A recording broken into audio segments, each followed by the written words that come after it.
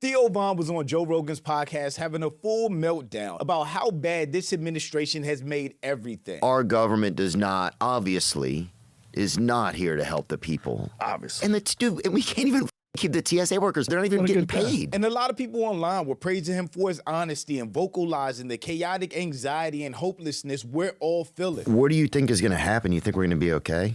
I hope so. Of course. I don't know. Do you think about it? But I call cap. He does not get any credit for his fake-ass theatrics. Because prior to the election, when Theo had Trump on his podcast, they were having the time of their lives, laughing and joking while humanizing Trump to his whole entire audience. Well, No, I would just do cocaine. That was really, yeah. So not just, yeah.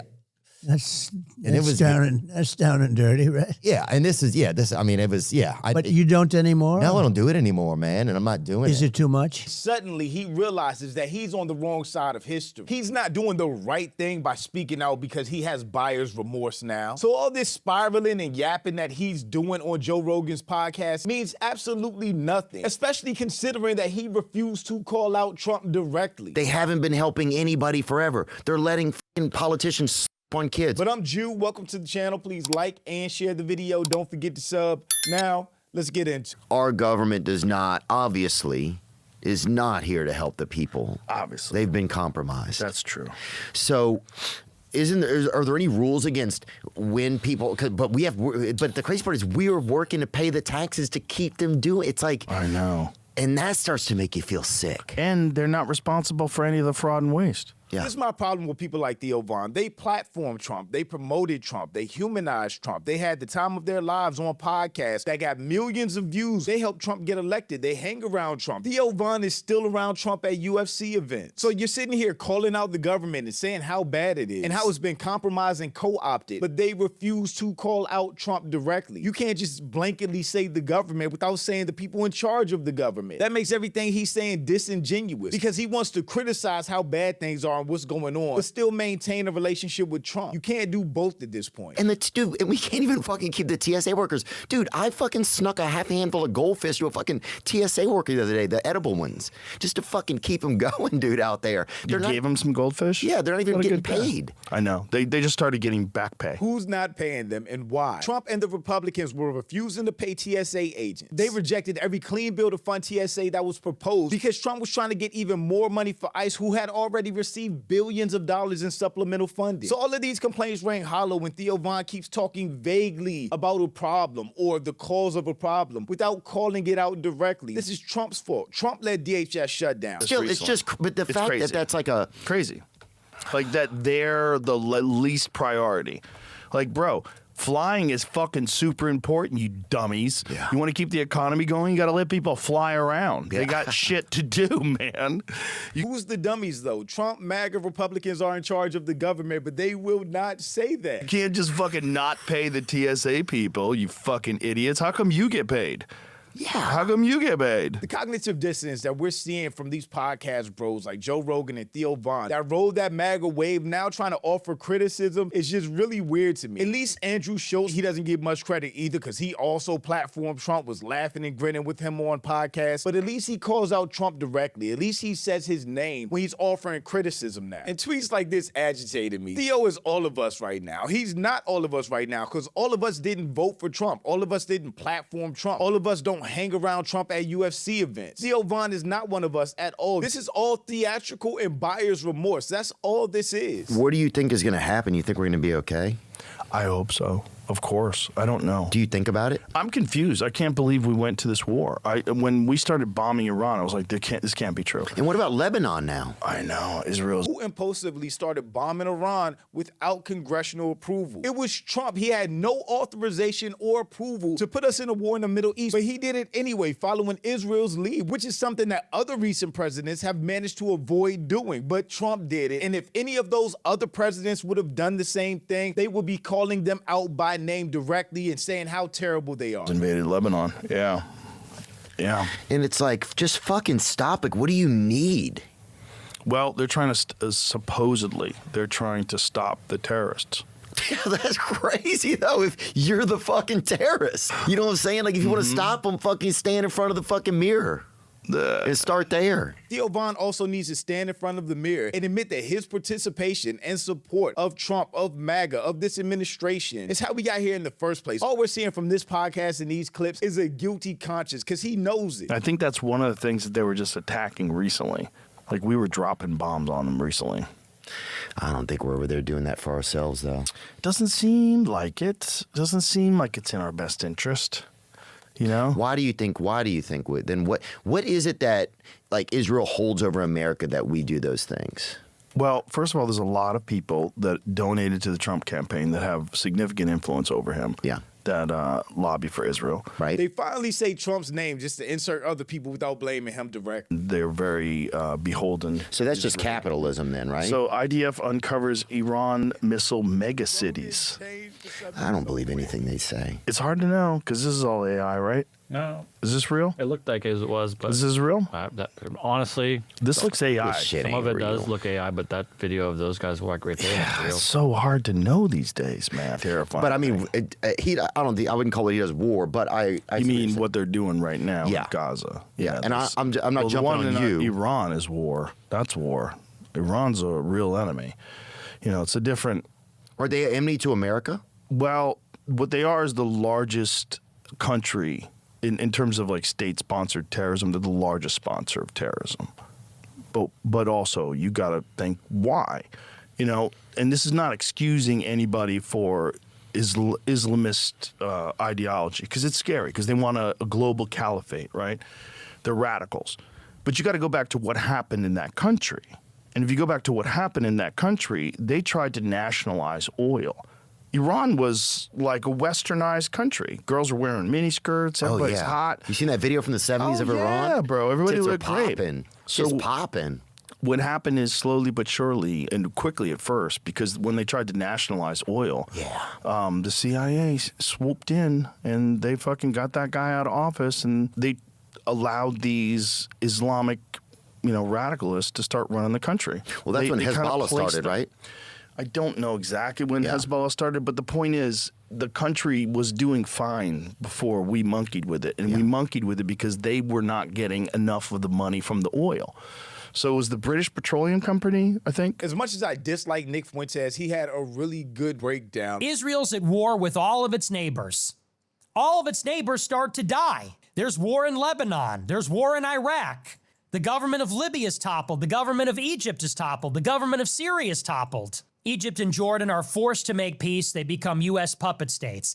This is the history of the Middle East. Now, why does Iraq and Syria and Libya and even Iran at one point, why do they have nuclear programs? Because Israel, at the same time, is pursuing regime change against all these different countries. Israel's allied with the United States, and one after the other, the dominoes are falling. So what happens on October 7th? Israel is attacked by Hamas from the Gaza Strip. They see it coming. They let it happen anyway.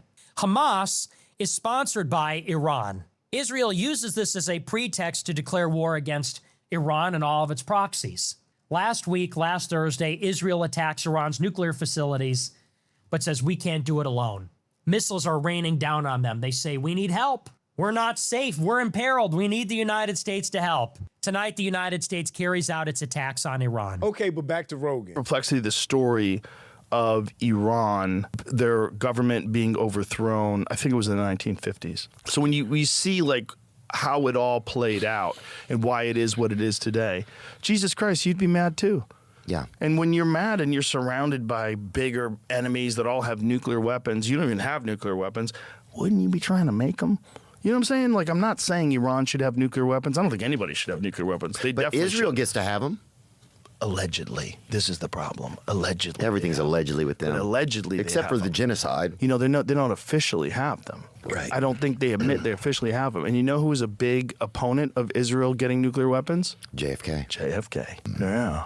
That's what a lot of people think led to back. They have no problem with any conspiracy theories, but again, they will not call out the immediate facilitator of any of this chaos happening, which is Donald Trump and this administration. I'm just sick of this shit. And I'm sick of rich people not putting their fucking kids over in these wars and shit like that. Put your fucking honky-ass kids up there. Let them go shed some fucking blood. Especially if you're asking for it. Especially if you're out there fucking bullshitting, dude. Put your fucking honky little fancy-ass fucking kid up there, man. That shit makes me mad, bro. What? This is so theatrical. Theo Von is so fake. Donald Trump, the person he platformed, is a notorious draft dodger. Donald Trump avoided the military draft 5 times, but it wasn't uncommon for young men from influential families to do so during the Vietnam War. So the person that Theo Von platformed, normalized, humanized, and promoted on his podcast that ended up winning the presidency for a second time has no love for the military and himself dodged the draft. But now Theo Von is crashing out on Joe Rogan's podcast, telling rich people their kids need to serve in the military, when the person he voted for